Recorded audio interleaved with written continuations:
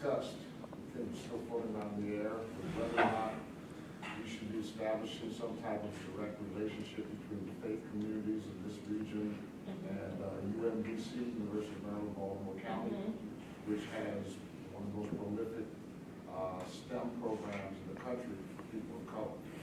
Are you aware of any efforts being done in the DMV area to connect communities of faith with UMBC, since it's so close? I'm not, but I think, I mean, since they're right there, it's important for us to see what they're doing. I haven't heard anything, honestly. And maybe that's something that Howard Divinity we can bridge the gap on.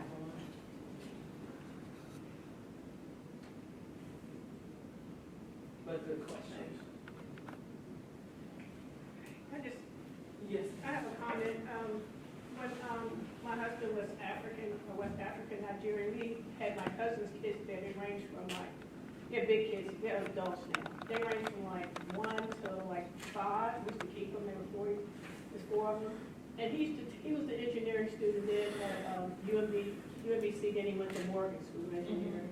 And he used to tell them when they were little, teeny kids, that I want you all to be engineers because engineers solve problems. So he would do some of the same type of programs that the lady did with the triangles with the little kids, which I thought was too much, they were so little. But right now, he's passed on, but 2 of the kids are engineers. One is a civil engineer, and one is a water specialist. He does something with water and engineering. And then one of them is she runs the School of Medicine at Johns Hopkins. She's director of finance. And so she managed multi-million-dollar budgets. And it's a lot about math. It's a lot of math, she told me. And so I was just thinking, you know, we used to come from church, we used to talk to about, you know, math. They were little kids, you know, and I was thinking that it's important to start them young. Yeah. And one of them, who is a civil engineer, she always said, I wish Charles was here to see that what he was telling us as babies, if you think that way, it can come true. If you train that way. Yes. Yeah. Absolutely. And plus they grew up in, off of North Avenue in West Okay. Baltimore. Okay. They used to come to Columbia to see us. So they grew up in the hood. And so, and then actually one of them, they were recruited from an engineering firm to teach math and science at a STEM school that Hopkins started. So, what you're talking about is, Yeah. yeah. Starting young, absolutely. Nothing else. Thank you all again. I appreciate it.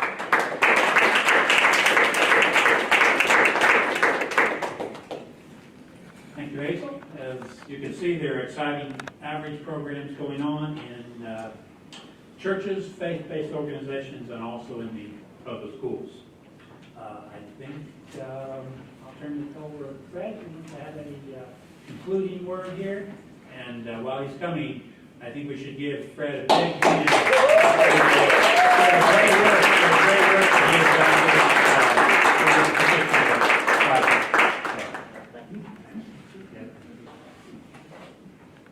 You will be pleased to know that I did not pay Dr. Newhart anything to say that. Please again, the evaluation form. Please provide us with your feedback, your comments, other questions. This represents, as I would say, a baby step. And next time we want to do something larger, more grand, but we always have to begin somewhere, and this is our starting place. It's also an opportunity for us to learn, and there's certain things that we do not know until we make an effort to step out and to see, test the waters, and begin to learn and gain some great insight from others who come and who are part of the event. So do please complete the evaluation form, provide us with some feedback so we can do much better the next time. I want to thank all of those who are part of our project team and who have been here and also are participating in the summer retreats that are scheduled. And when I first started, I just had only one faculty member to come on board with me, and that was Dr. Trulier. And he has stayed the course, and I'm glad for that.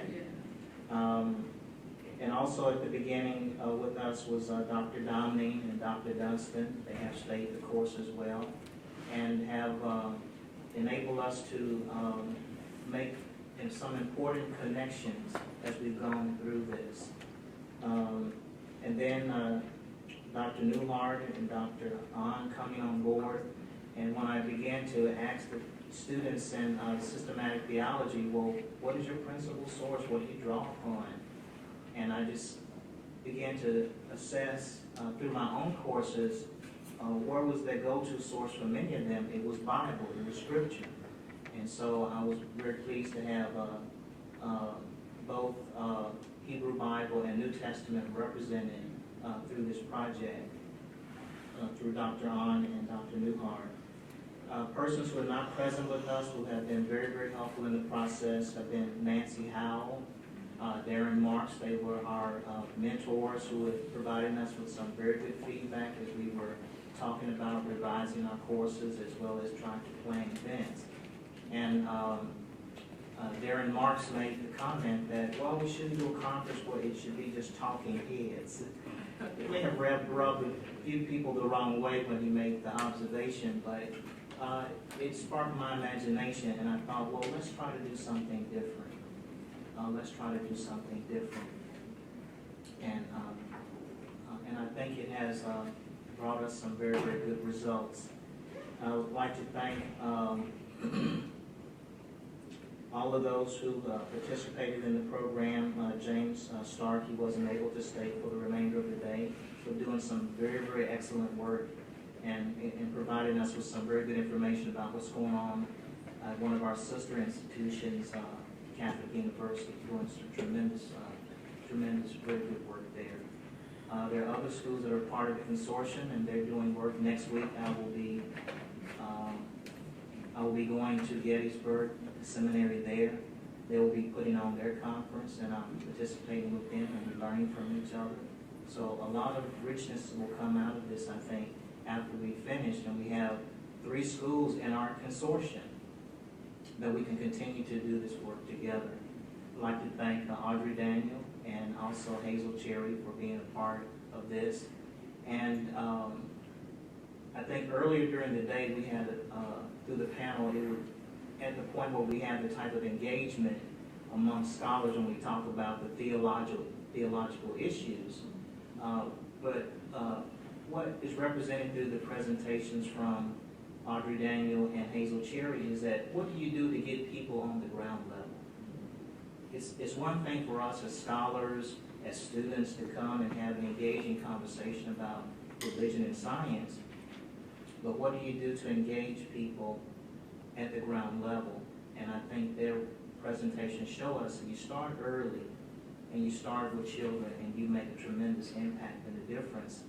And there was a comment or observation made about what you say to children can greatly influence them. And I remember when I first started going to school, and I would come home and I would tell everybody what I learned at school. And when I would sit down and I would talk to my stepfather, and he would just sit and listen to me very patiently. I think in hindsight, he probably didn't know what I was talking about. But he just had that demeanor where he would sit and he would listen to me, and after I would finish, he would say, "Oh, you're just so smart." I probably was not, but so much that you can do to encourage young people. And when I would really get on that little thing and I was just really, really going and really, really talking nonstop, and he would say, "Just go ahead, Doc." Go ahead. And he passed away and never did get a chance to see where I have come today. But there's so much that you can do when you start with young people and to give them that positive reinforcement.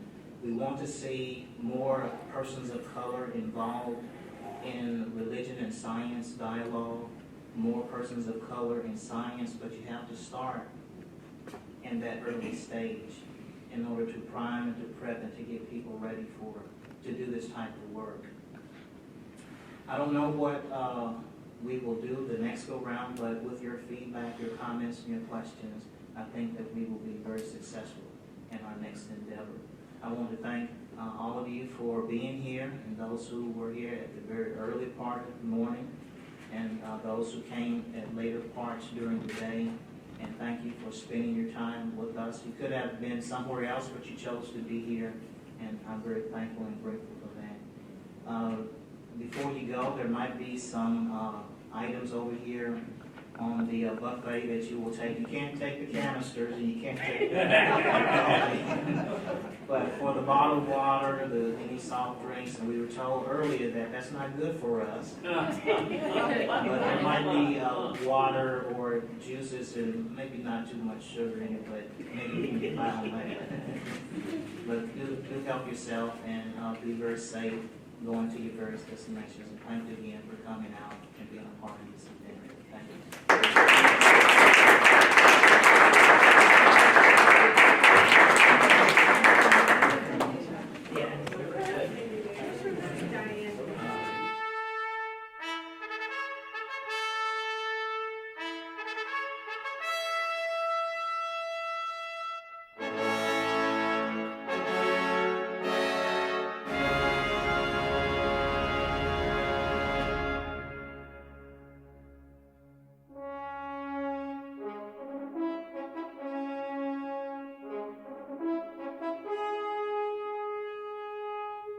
you.